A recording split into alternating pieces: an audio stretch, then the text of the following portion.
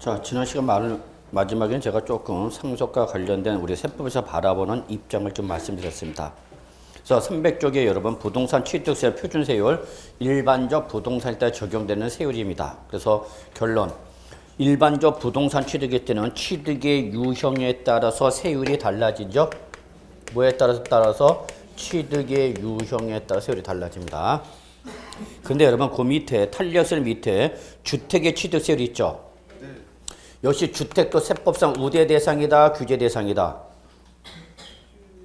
생각해보세요, 여러분. 주택은 세금을 많이 때려야 돼, 적게 때려야 돼, 가능하면? 적게 때려야 됩니다. 왜냐하면 서민들의 주거생활 안정 목적상 가능하면 의식주의 가장 기본적인 거기 때문에 가능하면 세율을 줄이겠다는 게 세법의 입장입니다.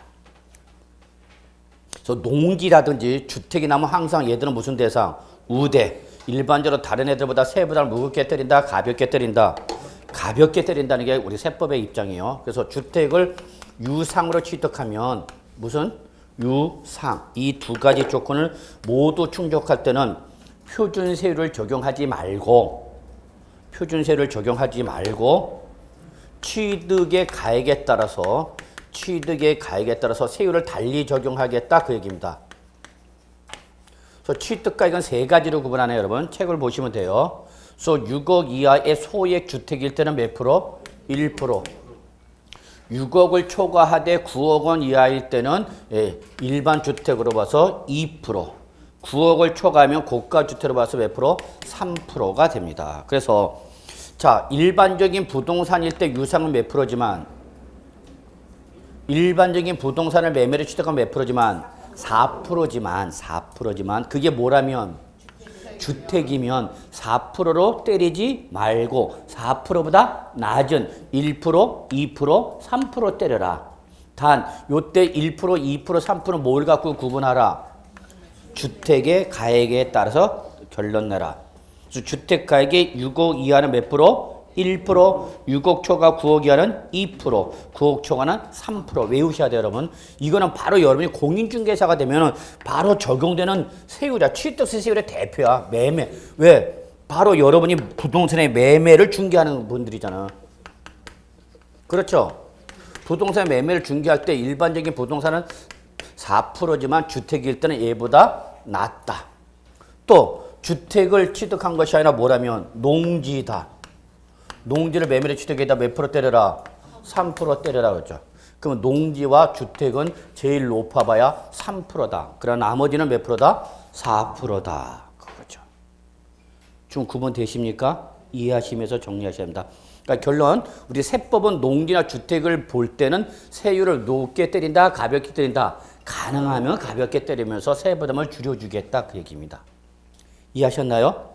예. 근데 그 밑에 또 뭐가 있냐? 중과세율이라는 놈이 있죠. 얘는 글자 그대로 세금을 어떻게 하는 거야, 얘들은?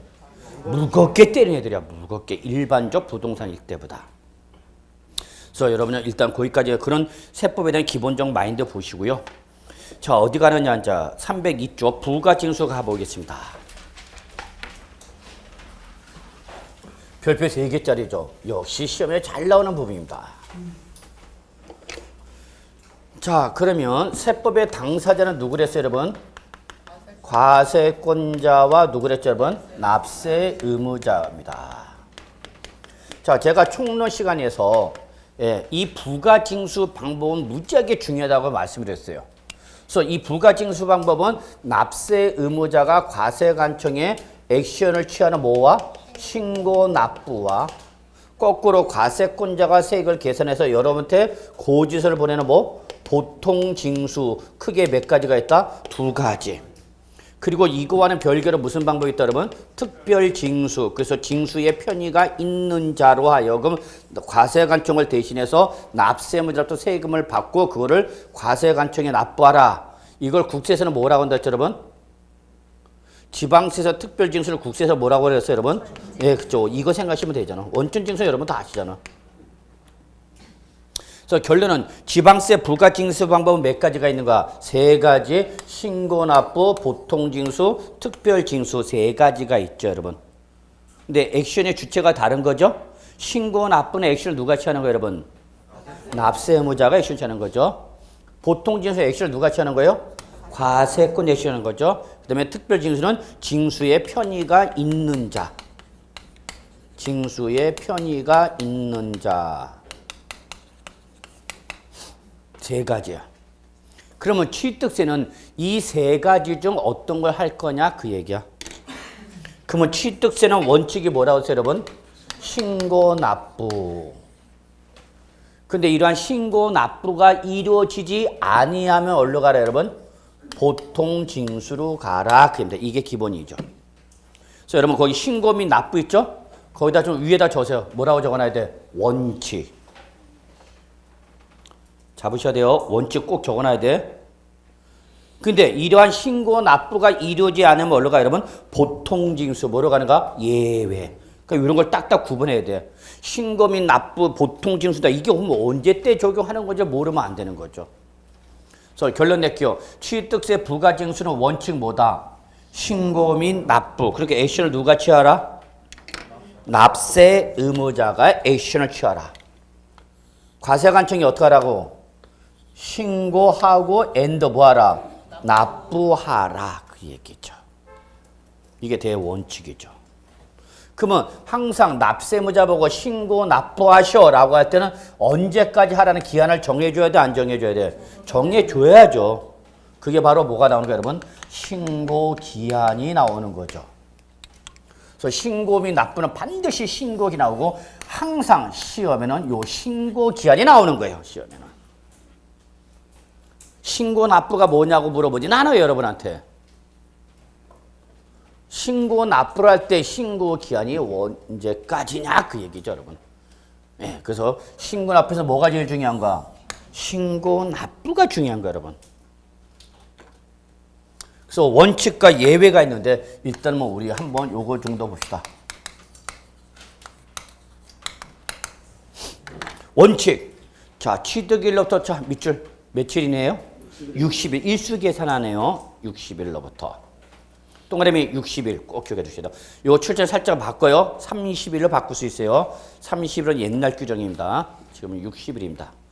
취득일부터 며칠이나 신고 납부하라? 60일. 이때 여러분 요 60일은 어디서 나온 거냐 하면요. 그냥 쿡 집어서 정해진 건 아니고요. 부동산 등기법에 따라서 부동산을 뭐하면 취득하면 그 부동산을 취득한 데는 60일 이내에 반드시 등기를 하도록 강제화하고 있어요. 그래서 그 60일 내를 우리 취득세로 기한으로 못을 박아놓은 겁니다. 그래서 원칙은 취득일부터 며칠이네? 60일이네. 그런데 그 1번과 4번 묶으세요. 신고기한이 1번과 4번. 이게 여러분 공인중개사한테 적용되는 규정이야. 취득일부터 며칠 이내 해야 되는데 60일 이내지만 그 60일 전이라도 먼저 뭘 하고자 한다면 등기나 등록을 하고자 한다면 그때는 등기 등록 전까지야. 그래서 결론은 1번과 4번 중에서 어떤 날이야? 제가 그랬죠? 시간적 기준 항상 두 개 나면 어떤 날 걸려 그래서 빠른 날. 그거 지금 설명하고 싶은 거야. 제가 1번과 4번을 묶으셔야 됩니다 하고 했던 것은 시간적 기준이 두 개 이상 나오면 여러분 그 중에서 어떤 날로 가야 된다고 여러분? 빠른 날. 그것만 기억하시면 돼요. 여러분은 세법을 정석으로 공부하고 계시다고 생각하시면 돼요. 정석으로. 감히 말씀드리지만.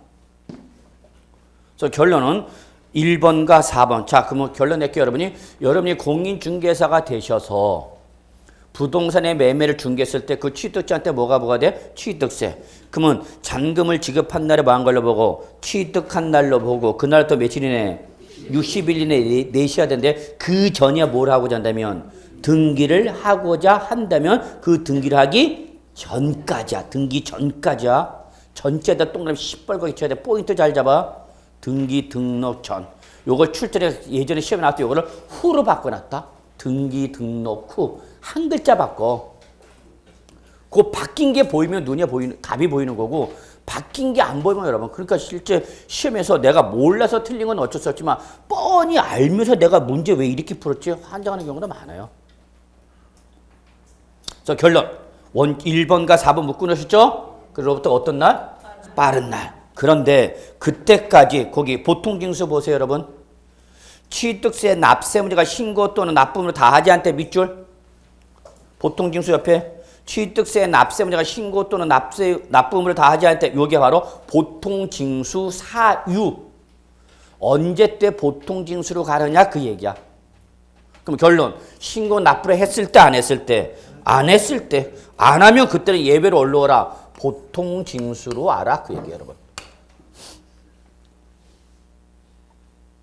법정 신고 기한까지 납세 문제 어떻게 되는데 신고하고 뭐 해야 되는데 납부를 해야 되는데 했다 안 했다 안 했다 그러면 일로 내려오라고 올라오라고 보통징수로라고. 이제 액션을 누가 취하겠다?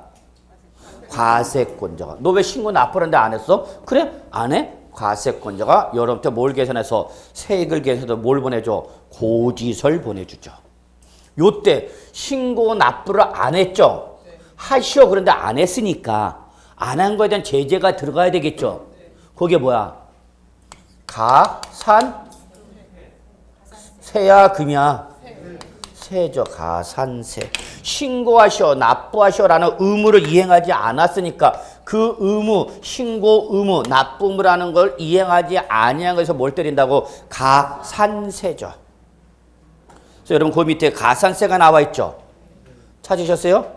근데 이거는 이미 총론에서 말씀을 드렸어요. 그런데 시험에서는 거기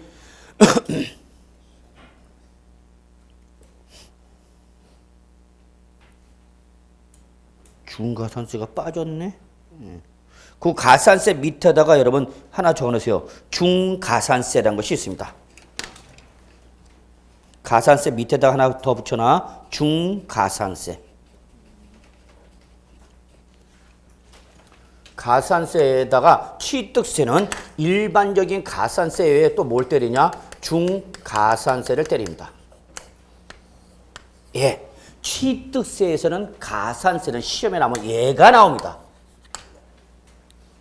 일반 가산세는 총론에서 나와버리기 때문에 취득세에서 안 물어봐요. 그 대신 취득세에서 물어보는 가산세는 뭐다 여러분? 중가산세를 물어봅니다. 별표 2개 적어놓고 분명히 시뻘게 때려놔야 돼.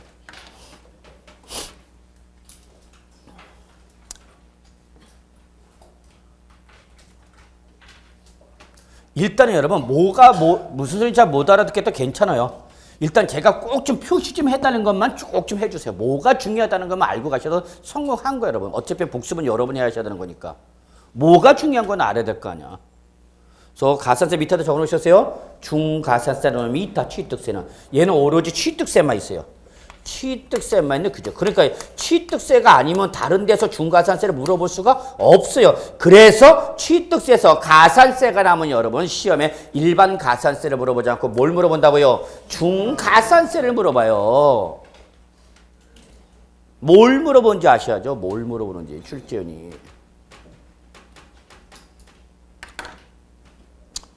그래서 정리하기 있습니다. 기본 패턴. 자, 취득세는 원칙적으로 액션을 누가 취해서 납세 의무자가 과세관청에서 법에서 정하기는 신고 기한까지 신고하고 그 신고한 세액을 뭐 하는 거예요, 여러분? 납부해야 되는 거죠. 이때 그 신고에 대한 원칙은 언제인데? 취득일로부터 60일. 이때 60일은 어디서 나온 거다, 여러분? 부동산 등기법상 등기 시한이죠. 그날까지 해야 되는데 그 전에 등기를 하고자 한다면 등기하기 전까지 내야 된다. 그 얘기입니다. 이해되셨죠? 여기까지? 예. 그런데 그러한 신고 기한까지 신고 납부를 하면 안 하면? 안 하면 올라온다. 보통징수. 보통징수는 액션을 누가 취하는 거다? 과세권자 세액을 계산해서 여러분한테 뭘 보내준다? 고지서. 근데 이때 의무를 이행하지 않은 거에 대해서 뭘 더한다? 가산세. 그래서 이 보통징수는 산출세에다 뭘 더해서? 가산세를 더해서 가산세를 때려서 고지서가 날아가는데 취득세는 독특한 또 무슨 규정이 있다? 중가산세라는 놈이 있다. 요때 요 가산세는 우리가 총론에서 배웠던 일반 가산세, 즉 신고 불성실 가산세는 의무 이행 이용 위반 정도에 따라서 차등 가서 부정한 방법 몇 프로를 했죠, 여러분? 40%. 죽어라! 그랬죠, 제가. 그래서 죽어라! 그래서 죽을 사채 몇 프로? 40%. 무슨 행위 했으니까? 부정. 그러니까 세법에서 무슨 말이 나오면 부정이란 말이 나오면 몇 프로 때리라고요? 40%. 이런 경우가 아닌 단순 무신고는 몇 프로? 20%. 단순 과소신고는 10%. 요 문제가 바로 2016년도 부동산세법 첫 번째 문제였습니다. 저랑 같이 공부했던 분은 못해요. 특례 시험 보기 끝날 특례 마지막 그 일일 특강할 때까지 총내에서 용어 나온 건 가산세야. 가산은 두 놈이다. 그 두 놈만 잡으시면 됩니다. 알았어요. 시험 보기 직전까지 용어 정리한 게 가산세가 우리 첫 번째 문제. 어제 학생들 학교생활 보니까 딱 교수님 딱 첫 번째 가산세 우리 1년 내내 또 죽어라 40% 무신고 20% 과소신고 10% 그게 첫 번째 나오니까 그냥 확 업되더래. 그래서 첫 번째 문제가 항상 중요해요, 여러분. 첫 번째 문제가 내가 아는 문제가 나오면 딱 이게 내 정상에 올라. 그런데 첫 번째가 어려운 문제가 모르는 문제 나오면 그다음부터 이제 비몽사몽, 내 정신이 이제 내게 아니야. 그건 여러분 아마 시험 보신 분은 그런 경험 있을 거야. 항상 첫 번째 문제를 잘 풀어야 돼요, 여러분. 그런 요령도 가르쳐 줍니다. 시험 보는 예비, 요령. 뭐부터 봐라, 뭐부터 봐라. 그래서 일단 아는 문제부터 먼저 풀어야 됩니다. 아는 문제부터 풀어야만 내가 정상적으로 끌어올려놓고 풀어야 되는데 첫 번째 문제 막히면 여러분 올해 틀리는 게 아니야. 1년이 가야 되는 거야. 1년. 그럼 집에서 가족들은 올해 이제 끝나는 걸로 알고 있는데 여보 나 1년 더 해야 될 것 같아. 그러면 처자식들이 이제 가방 싸줘 서서히 정리하자. 자, 그래서 결론 신고 납부라는 건 올라오는 거예요, 여러분? 보통징수로 오는데 특히 우리 보통징수는 뭐가 쫓아오는데 가산세. 근데 시험에는 뭐가 잘 나온다? 취득세는 중가산세라는 놈이 있다. 그렇죠. 거기까지만 보시면 돼요. 그러면 마지막 밑에 부가세 있죠. 자, 취득세 납세무자가 뭘 내면요? 취득세를 내게 되면요. 취득세를 근거로 해서 요 놈을 근거로 해서 한 번 더 뭐와 농어촌 특별세와 뭐를 한 번 더 내야 되냐? 지방교육세라는 놈을 한 번 더 내야 돼. 이건 납세무자가 취득자가 내고 싶어서 내는 게 아니라 법위에서 어떻게 하는가? 강제적으로 내게 하는 거야. 강제적으로. 이미 나는 부동산에 대해서 뭘 냈는데 부동산 취득에서 뭘 냈는데 취득세를 냈단 말이야. 그 요 낸 뭐를 취득세를 요 놈을 기준해서 한 번 더 뭘 내라고요? 농특세와 지방교육세를 한 번 더 내라고. 내고 싶어서? 아니, 강제적으로. 그래서 요거를 우리 뭐라냐? 부가세. 부가는 더해지는 거죠. 그러니까 결론은 여러분 취득세 납세무자는 취득세만 내는 것이 아니라 뭐와? 농특세와 지방교육세를 한 번 더 내셔야 되는 거예요. 이러한 개념의 성격의 조세를 뭘 한다고 여러분? 부가세란다. 요것만 기억하시면 돼요. 여기서 구체적으로 그거 외우려고 하지 마. 취득세 납세 의무자는 취득세를 내게 될 때는 얘를 근거로 해서 한 번 더 뭘 내야 된다? 농특세와 지방교세 한 번 내야 돼. 요 놈을 뭐라 그러고? 부가세에서 결론. 부가세는 무슨 과세 여러분? 이중과세야. 이중과세. 세법은 원칙, 대원칙 중에 하나가 이중과세 금지입니다. 이중과세는 된다 안 된다? 안 돼. 그런데 그 예외가 바로 요 부가세입니다. 그래서 얘는 이중과세 원칙의 예외입니다. 결론은 무슨 과세가 되는가? 이중과세. 원래는 이중과세 하면 되는데 안 되는데? 안 되지만 부가세는 예외로 풀어주겠다는 얘기입니다. 그래서 결론 낼게요. 취득세나 납세는 취득세만 내는 것이 아니라 모두 내야 된다? 농특세와 지방교육세도 한 번 더 낸다. 여기까지만 보시면 돼요. 자, 그래서 취득세에 관련된 기본 문제 마무리 짓고요. 우리 등록면허세 갈게요. 등록면허세는 여러분 한 문제, 많아야 한 문제입니다. 많아야 몇 문제? 한 문제. 적으면 0.5문제. 기분 나쁘면 안 나와. 그러니까 등록면허세는 여러분 크게 신경 쓸 필요는 없어요. 메인을 먼저 잡아놓고 메인 다음에 들어가도 충분해요, 여러분. 그러면 등록면허세 잠깐 설명드릴게요. 자, 우리 아까 부동산의 매매는 계약을 하고 중도금 등을 지급할 수도 있고 지급하지 않을 수도 있고 그러나 항상 뭐는 지급해? 잔금은 지급하겠죠, 뭐. 그리고 부동산 잔금 지급하고 취득했으니까 당연히 뭐 해야 되는 거예요, 여러분? 등기를 해야 되겠죠. 자, 그런데요. 2010년 이전까지만 해도요. 2010년 이전까지만 해도 네가 부동산을 잔금을 지급했다는 것은 소유권을 뭐 했다는 얘기고 취득했으니까 여기서 뭘 내고 취득세. 그리고 취득한 부동산에 대해서 뭘 하면 등기를 하면 요때 뭘 냈느냐? 등록세를 냈었어요. 그래서 예전에는 부동산을 취득하게 되면 뭐와 뭐로 나눠서 냈다? 취득세와 등록세로 나눠서 냈어요, 여러분.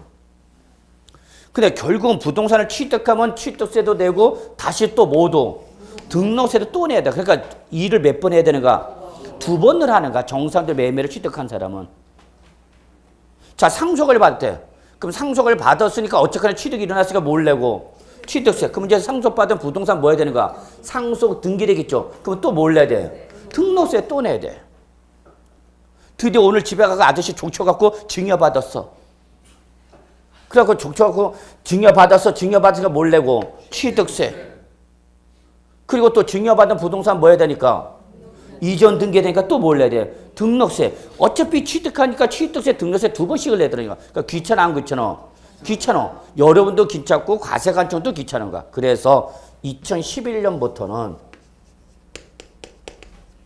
이거를 어차피 너 부동산 취득하면 취득세와 등록세를 낼 테니까 이거를 그냥 한꺼번에 뭘로 내자? 취득세로 내버리자. 그 얘기야. 그래서 요 지금 현재 여러분 배우는 취득세는 종전에 뭐와? 취득세와 종전 등록세가 합쳐져서 지금 취득세를 내는 겁니다. 그 만약에 요게 매매였다. 매매였다. 종전에는 취득세가 무조건 몇 프로냐? 무조건 2%였어요. 취득세는 무조건 2%. 그래서 몇 프로 부족할 때는 2% 부족할 때 마시는 이온 음료수가 뭐예요? 2%. 그게 취득세였죠. 취득세. 그리고 등록세는 등기 유형에 따라서 세율이 달라졌어요. 등기 유형에 따라서. 상속을 받으면 0.8%, 농지를 상속받아서 0.3%, 증여를 받았다 1.5%를 받았다, 비용여사처가 받았다 0.8% 받았다, 매매를 취득했다 2% 냈어요. 단 농지였다면 1% 냈어요. 그래서 등기 유형에 따라 세율이 달랐어. 근데 이걸 이제 뭐 하니까 이제 어떻게 됐다고 이게 합쳐졌다고. 그러니까 우리 아까 취득의 유형에 따라 달라졌죠, 여러분. 그래서 예를 들어서 여기 상속일 때 몇 프로였냐? 0.8%였어요. 단 그게 농지면 몇 프로였냐? 0.3%였어요. 증여를 받았다. 증여일 때 항상 증여는 상속보다 무겁더랬죠? 1.5. 단 비영리 사업자 받으면 몇 프로? 0.8. 매매 등으로 유상승계 취득했다. 몇 프로? 2%. 단 농지였다. 몇 프로? 1%. 그래서 이렇게 등록 면허세는 등기 유형에 따라 세율이 달랐다고. 근데 이제 취득세와 이거를 뭐 하니까? 합치니까 아까 우리 상속을 받았을 때 취득세 몇 프로 냈어요, 여러분? 2.8이라고 그랬죠? 기억나시나요? 그 2.8%는 취득세 몇 프로와? 2%와 종전 등록세 0.8%가 합쳐진 겁니다. 제가 요걸 설명드린 이유가 있어요. 요걸 이해하셔야만 나중에 취득세 세율에서 특례세율이 이해가 됩니다. 이걸 이해를 못하면 계속 어려워져요. 자, 농지를 상속을 받았던 농지 상속 등기 몇 프로? 0.3. 근데 이제 취득세 통합하니까 몇 프로 된가? 2.3이 된 거죠. 이해하셨나요? 자, 우리 아까 증여받았을 때 우리 취득세 몇 프로였냐면 3.5였죠. 그럼 얘가 어떻게 나온 거냐면 종전 취득세 2%에다가 종전 등록세 몇 프로? 1.5%를 더해서 3.5%가 나온 거야. 이해하셨죠? 하나만 더 할게요. 취득세 무조건 몇 프로야? 2%. 매매할 때 취득세 몇 프로였어요? 2%. 그래서 우리 아까 표준세일 때 매매할 때 몇 프로였죠, 여러분? 4%. 요 놈은 종전 취득세 2%에다가 종전 등록세 2%가 합쳐진 겁니다. 근데 농지일 때 등기를 몇 프로였다고 여러분? 1%. 그래서 농지를 매매를 취득하면 취득세 같이 몇 프로였어, 우리 아까? 3%. 요거는 종전 취득세 2%에다가 종전 등록세 1%가 합쳐져서 3%가 된 겁니다. 이해되십니까, 여러분? 예, 그래서 이렇게 된 거예요. 그래서 자, 요거 하나 좀 이해해 주세요. 지금 현재 2011년부터 시행되고 있는 현재의 취득세는 종전 뭐와 취득세와 종전 등록세가 어떻게 된 거다고요? 합쳐진 거예요. 요걸 꼭 이해해 주셔야 돼요. 그래야 나중에 1월달 본 내용 들어갔을 때 조금 어려운 내용 들어갈 때 이걸 이해를 못하면 세법 시간에 이제 안 나오게 되는 거예요. 자, 그 다음에 그러면 여기 나와 있는 등록면허세는 어떤 놈이냐? 어떤 놈이냐? 예? 아니 등록세, 취득세 합쳐졌다면서요. 예. 근데 뭘 여기 등록세가 또 있어요? 자, 요거는 지금 등기부를 보셔야 됩니다. 자, 우리나라 부동산 등기부 좀 잠깐 살펴보겠습니다. 자, 공시법에서 부동산 등기부 보셨나요? 아직 안 들어갔나요? 하여튼 다른 과목들은 이렇게 하는 게 없어. 다 내가 해. 자, 그러면 제가 얄팍한 지식으로 조금 제가 먼저 설명드릴게요. 자세한 내용 어디 해당 과목에서 배우시면 되는 거예요. 제가 지금 잘났다고 제가 막 전 과목 쓰시고 다니는 게 아니라 제 세법을 설명하려다 보니까 다른 과목에서 끝났으면 제가 이런 설명 안 해도 되는데 다른 과목에서 설명 안 들어갔기 때문에 제가 할 수 없이 먼저 하는 거니까 조금 이해해 주시고요. 자, 우리나라 등기부, 부동산 등기부. 옛날엔 등기부를 했는데 지금 법률 명칭이 바뀌었어요. 뭐 등기사항 전부 증명서래나 뭐래나 엠병을 복잡하게 바뀌어갖고. 제가 은행 다닐 때만 해도 그냥 토지 등기부, 건물 등기부 이렇게 해서요. 네, 지금은 뭐 등기사항 전부 증명서 등 이렇게 나오나 봐. 자, 우리나라 등기부는요, 크게 구조가 세 파트로 나눠져 있습니다. 세 파트로. 그래서 우리나라 등기부는 1부, 2구 체제로 구성됐습니다. 뭐라고요? 1부, 2구.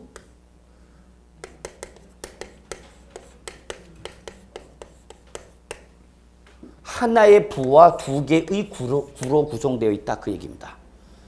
이런 말은 아마 저 아니면 못 들을 겁니다. 자, 그래서 우리 부동산 등기부는요, 크게 표제부. 순서를 조금 바꿀게요. 제 설명이 편의상. 얘가 제일 먼저 나와요. 표제부가. 그 다음에 표제부를 넘기면 기본적으로 갑구란 놈이 나와요. 그 다음 그 뒷장을 넘기면 있을 수도 있고요. 없을 수도 있어요. 그래서 기본적으로 부동산 등기부는 뭐와? 표제와 갑구로 기본적으로 구성됩니다. 거기다가 뭐도 나올 수 있다. 을구도 나올 수가 있어요. 을구도. 그러니까 이 두 가지는 반드시 있어. 모든 등기에. 그러나 을거나 모든 게 있는 것은 아니에요. 그러니까 기본적으로 몇 장으로 구성돼? 두 장의 등기부는. 그러면 표제부는 뭐를 말하냐? 글자 그대로 표제부. 표지에 있는 제목이다. 그렇게 보시면 되는 거죠. 그렇죠? 그래서 여러분 표제부는 등기 물건의 표시사항입니다. 어떤 물건에 대한 등기부냐? 그 얘기 여러분 간략하게 말해서 등기 물건의 표시를 기재한 등기부를 뭐란다 여러분? 표제부랍니다. 여기서 이제 여러분이 토지 등기부냐 건물 등기부냐에 따라서 이 등기 물건의 표시를 나타내는 표제부의 구조를 이제 등기법에서 자세히 배우실 거예요. 그 다음에 표제부를 넘기면 그 뒤에 뭐가 나온다 여러분? 갑구가 나옵니다. 요때 요 갑구는 이미 뭐 공부하신 분은 다 아시는 거예요. 뭐 소유권 그 소유권의 뭐 제약에 관한 등기가 기재가 되는 등기부가 바로 갑구입니다. 그래서 갑구는 기본적으로 뭘 표시한다 여러분? 소유권이다. 소유권. 얘는 반드시 나오는 거죠. 소유권에 뭐가 있을 수도 있죠 여러분? 제약. 소유권의 제약에 관한 우리 민법에서 지금 권리 들어갔어 안 들어갔어? 뭘 들어갔는지 내가 하냐. 니들이 와서 떠들다 갔지. 나는 앉아 있었을 뿐이고 니들이 매일 바뀌어서 떠들다 갔을 뿐이고 집에 가서 뭐 했는지도 모를 뿐이고.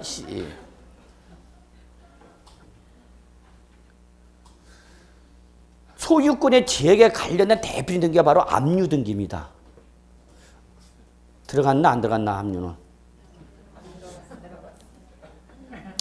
제가 자꾸 지금 현실적인 내용을 하다 보면 옛날 얘기를 제가 하다 보면 어떤 분은 자꾸 왜 쓸데없는 소리 하냐고 좀 그런 분들이 계셔갖고 인터넷상에 제가 좀 제약을 지금 저는 설명을 좀 드리려고 하는 얘기인데 꼭 시험에 떨어지는 사람들이 이상한 소리를 하도 해갖고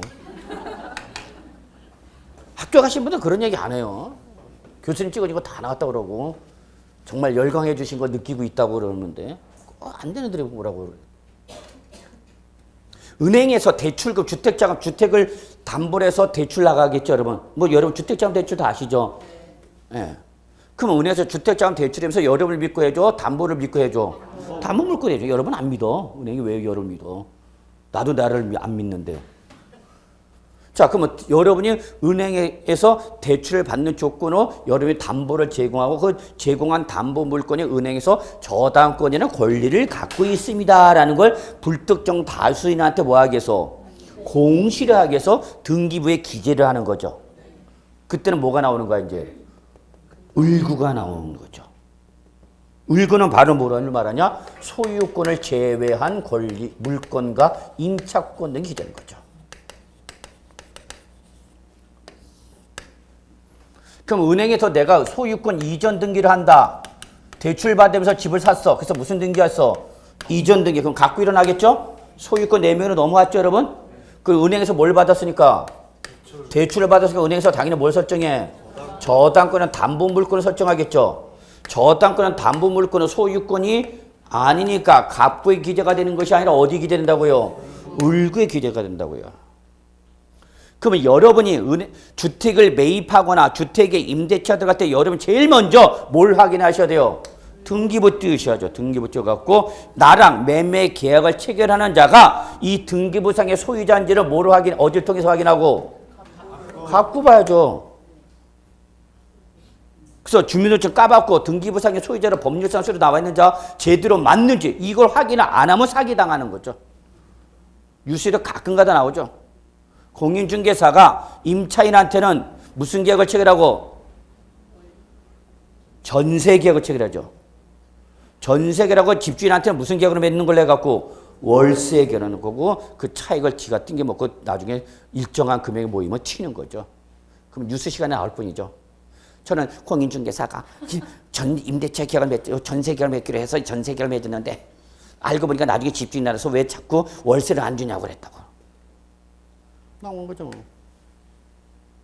자, 근데 나는 은행에서 대출 받았어. 그럼 은행에서 뭘 설정해? 저당권. 그러면 은행에서 여기 저당권의 등기부가 뭐에 따라서 순서, 표지, 기재된 순서에 따라서 뭐가 결정인데? 순위가. 누가 먼저 1순위냐, 2순위, 3순위죠. 그러니까 여러분은 부동산을 매입하거나 임대차할 땐 소유권 확인하고 갑구를 통해서 그 다음에 내 권리를 제약할 수 있는 다른 권리인 물건에 임차권이 있는지 없는지 뭘 통해서? 을구 통해서 확인하셔야죠, 당연히. 여러분 이제 우리 공인중개사 배우시면 이런 거 다 알게 되는 거죠, 뭐. 그러면 자, 지금 제가 얘기하고자 하는 것은 이것이 아니라 자, 요때에 소유권과 관련된 등기는 우리 어디로 가느냐? 취득세 내는 겁니다. 취득세. 뭐요? 취득세 냅니다. 그 다음에 을구와 표제부의 변경 등기할 때는 요건 어디로 가냐? 등록 면허세로 갑니다. 자, 그럼 다시 한번 정리하겠습니다. 제가 분명히 종전의 취득세와 종전의 등록세가 합쳐졌습니다. 그랬죠? 이때 그 합쳐진 거는 뭐와 관련된 거예요? 소유권입니다. 소유권을 취득할 때만. 그러니까 소유권을 취득한 거에 대해서 이전 등기에 따른 등록세를 따로 내지 말고 한 번에 뭐로 내라? 취득세로 내라는 얘기야. 근데 권리는 소유권만 있는 것이 아니라 소유권 외의 물건과 임차권이나 권리 등이 있을 수가 있죠. 소위 말하는 뭐 용익물권, 담보물권 등이 있겠죠. 그러면 그러한 용익물권이나 담보물권을 등기부상에 기재할 때는 어떻게 낼 거냐? 그러면 그때는 뭘로 내라? 등록 면허세로 내라. 그럽니다. 이해하셨나요? 그러면 자 보세요. 이거 이해돼? 등록 면허세는 종전의 등록세와 종전의 면허세 두 가지가 합쳐진 거예요, 여러분. 제목부터 느낄 수 있죠. 등록 면허세. 그러니까 이거는 뭐와? 등록과 면허가 합쳐진 거야. 근데 얘는 우리 시험 범위가 전혀 아니야. 우리 뭐만 보면 되는 거니까 등록 면허세 할 때 뭐만 보면 되는가? 등록. 그래서 이 등록 면허세는 두 가지 나눠져요. 등록에 대한 등록 면허세와 면허에 대한 등록 면허세인데 결론 면허에 관련된 등록 면허세 시험 범위가 아니다 그 얘기입니다. 이해하셨죠? 자 그러면 등록에 대한 등록 면허세가 한 문제 나오는데 이때 여기서 말하는 등록은 여러분 뭐로 생각하시면 돼요? 등기와 똑같다고 생각하시면 돼요. 부동산이니까. 등록 면허세에서 말하는 등록은 결론 뭐를 말한다고 여러분? 등기를 말한다. 그러면 이때 말하는 등기는 소유권에 관련된 등기가 아니라 어디? 을구에 관련된 등기와 표제부와 관련된 등기를 뭘로 내라? 등록 면허세 내라. 그러면 소유권 취득에 대한 등록세는 어디로 갔다고요? 취득세로 합쳐졌다고요. 요걸 이해하셔야 돼요. 그러니까 처음부터 차분히 수업을 계속 쫓아오시면 나중에 막판에 정리가 돼. 근데 이제 중간에 들어오신 분들은 이제 이런 내용을 맨날 할 때마다 이런 거 할 수 없잖아, 제가. 나도 본 내용 나가야 되는데. 그럼 못 알아듣는 거죠. 그러니까 중간에 들어오면 참 힘들어요. 자, 결론.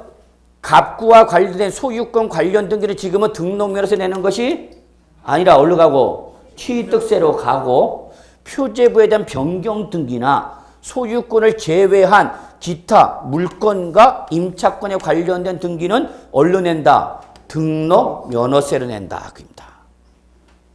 구분되셔야 이제 그러면 예, 같은 등기라더라도 어디 등기냐에 따라서 어디 등기 기재 내용이냐에 따라서 얘는 취득세로 가고 얘는 어디로 가라? 등록 면허세로 가라. 그입니다. 구분되셨습니까? 자, 그 다음에 여러분, 거기에 보시면은, 거기 납세의무자 보시면 여러분, 납세의무자 좀 봐주세요. 등록하는 자. 항상 등록면허세 등록, 우리 부동산일 때 뭘 생각하면 된다고 여러분? 등기야. 예, 그러니까 등기 명의자가 등록면허세 납세의무자죠. 근데 거기 동그라미 시뻘겋게 외관상. 여기다 시뻘겋게 동그라미 쳐야 돼. 외관상에다 동그라미.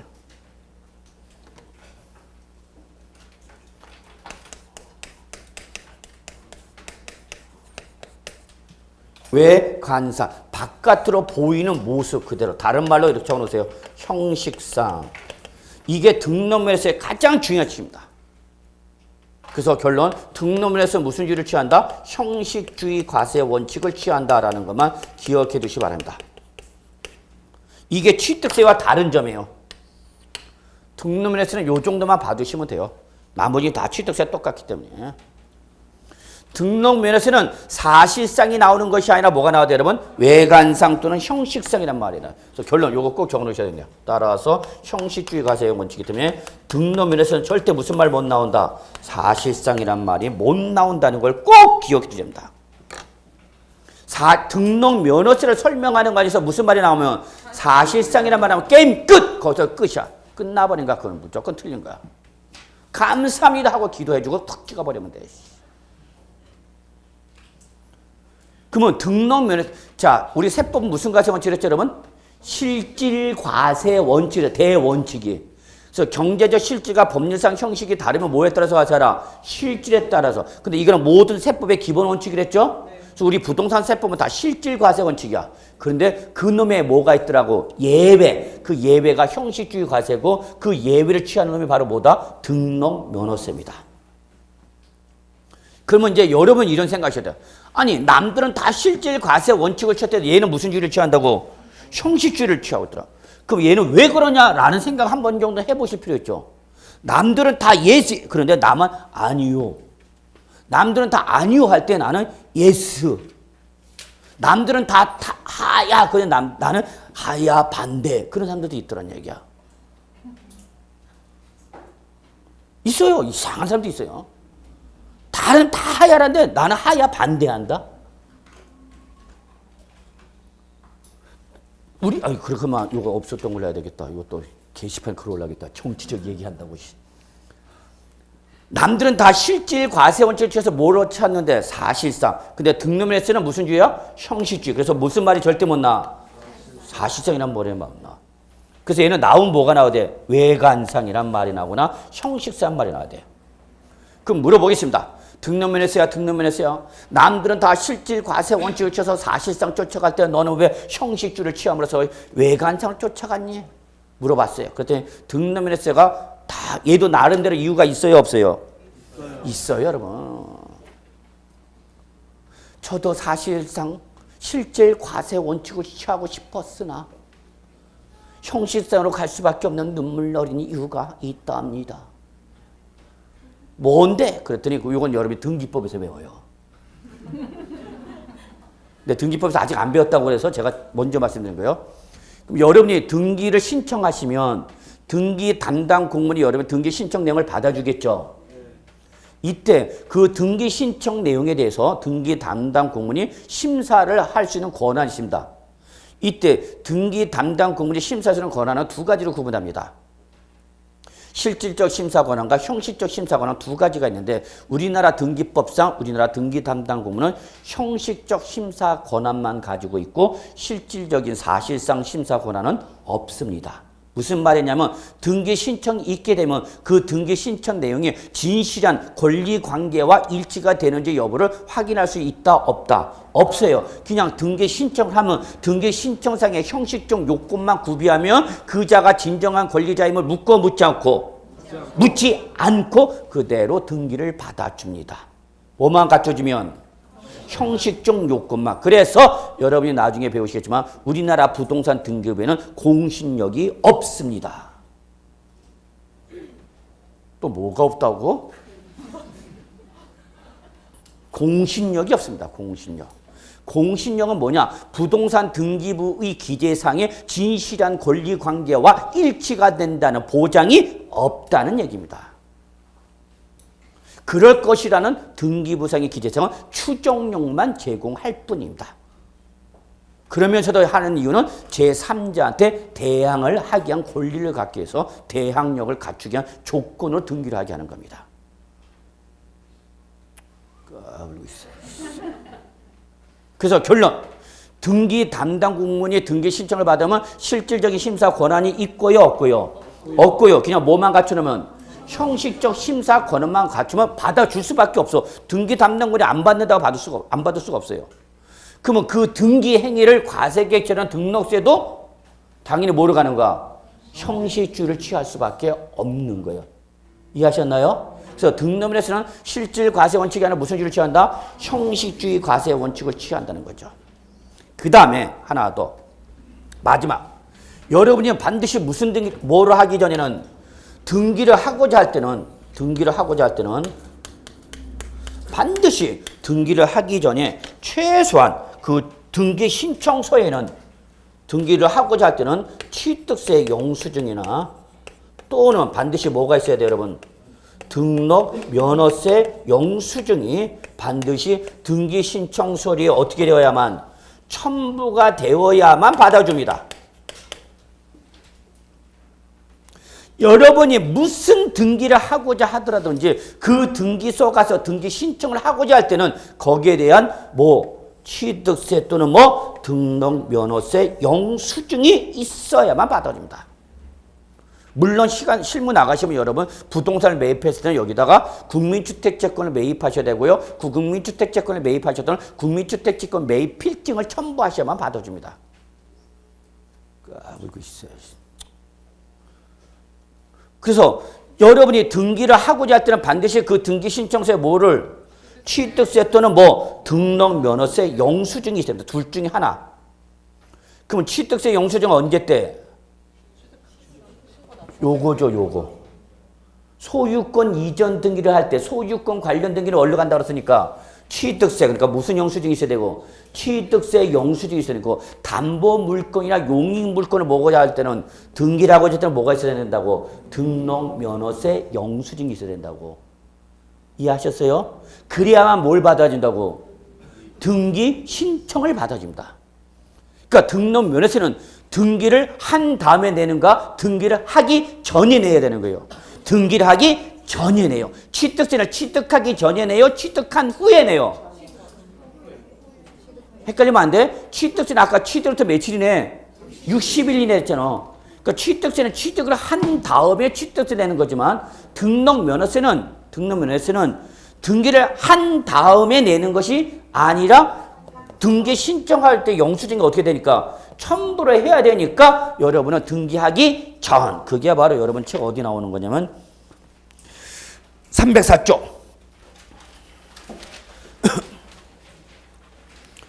304조 등록에서 신고 납부 신고기한 찾으셨습니까? 네. 거기 원칙 뭐라 했습니까? 1번 뭐라 했어요 여러분? 등록하기 전에다 동그라미 쳐야 돼. 10을 그렇게 304조 304쪽 봐야 돼. 304조 등록에서 부가징수에서 신고 및 납부의 신고기한 빠져나와 있잖아. 예. 그래서 등록면에서 언제까지 내라고요? 등기 등록하기 전이야 전. 그걸 출제 살짝 물어봤고 후 그러면 잡아내야 된다고. 빨갛게 동그라미 좀 쳐주세요. 지금 여러분한테 제가 키워드 잡아드리고 있는 거예요. 출전이 어떤 걸 고친다라는 걸 말씀드리는 거예요.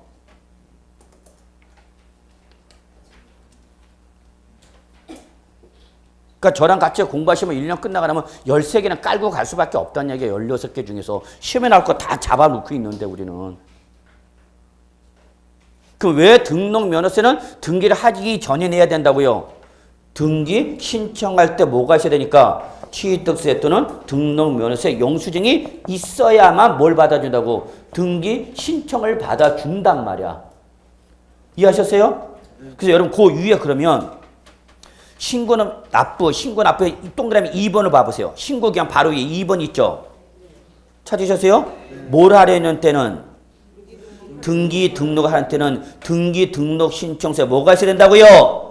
등록면허세 영수증이 있어야 된다. 그거 다 외울 필요 없어. 그냥 뭐가 있으면 된다. 영수증. 그래 여러분 등기소 가기 전에 먼저 어디 들러서? 은행에 들러서 뭐 내고? 등록면허세 내고 등록면허세 낸 거에 땅땅땅 은행 여직원의 도장을 찍어주면 그걸 들고 어디 가서? 등기소 가서 등기 신청을 해야만 뭘 받아줘? 등기 신청 접수를 받아줘. 결론 냅시다. 등기를 하려면 여러분 무슨 등기든지 관계없어. 등기를 하고자 해서 등기소로 가려면 그 등기소의 신청 서류에 뭐가 있어야 된다고? 취득세 또는 등록 면허세 영수증이 있어 받아준다는 얘기죠. 그러니까 여러분 등기소 가기 전에 먼저 몰래 은행에 가서 뭘 내야 돼? 취득세나 등록 면허세 내고 내 딸은 뭐를? 영수증을 첨부해서 이전 등기 신청 등을 하겠죠. 이해하셨나요? 다만 취득세는 언제 할 때고? 갑구 등기, 소유권 등기일 때는 뭘 내고? 취득세로 내고 소유권 외의 을구나 표제의 변경 등기일 때는 뭐? 등록면허세. 요거 구분되시죠? 여기까지가 우리가 등록면허세에서 여러분이 입문 과정에서 반드시 알아야 할 내용이 되겠습니다. 오늘 수업은 여기서 마무리하도록 하겠습니다. 수고하셨습니다.